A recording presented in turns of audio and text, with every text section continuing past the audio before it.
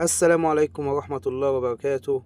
إن الله وملائكته يصلون على النبي يا أيها الذين آمنوا صلوا عليه وسلموا تسليما. بسم الله وتوكلنا على الله، بسم الله الحي الذي لا يموت. اللهم ارحم لأبي وأغفر له وأدخله فسيح جناتك، وارحم أمواتنا وأموات المسلمين أجمعين يا رب العالمين.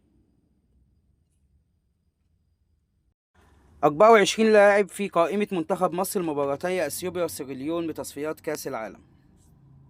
أعلن الجهاز الفني لمنتخب مصر الأول لكرة القدم بقيادة حسام حسن قائمة تضم 24 لاعبا استعدادا لمعسكر مارس المقرر انطلاقه يوم 16 مارس لخوض مباراتي أثيوبيا وسيراليون المقرر لهما يومي 21 و 25 من الشهر الجاري في الجولتين الخامسة والسادسة من التصفيات المؤهلة نهائيات كأس العالم 2026.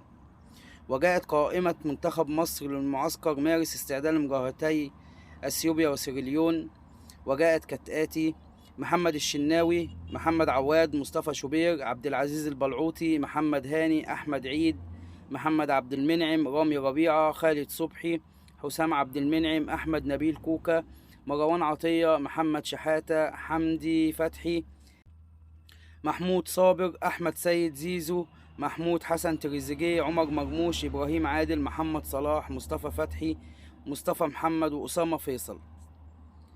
بس أنا في حاجة بس عايز أعلق عليها بسيطة، أنت ليه يا كابتن حسام ما خدتش إمام عاشور؟ مع إن إمام عاشور يعني أفضل حالاته في الوقت الحالي مع الأهلي وهداف الدوري الممتاز.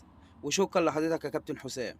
ويا ريت اي حد ليه تعليق على الموضوع بتاع امام عاشور يكتبوا لنا في الكومنت اذا كان ضد امام عاشور ان هو ما يجيش المنتخب ام مع امام عاشور يجي المنتخب. اهم حاجة تصلي على النبي، صلي على الحبيب قلبك يطيب صلى الله عليه وسلم.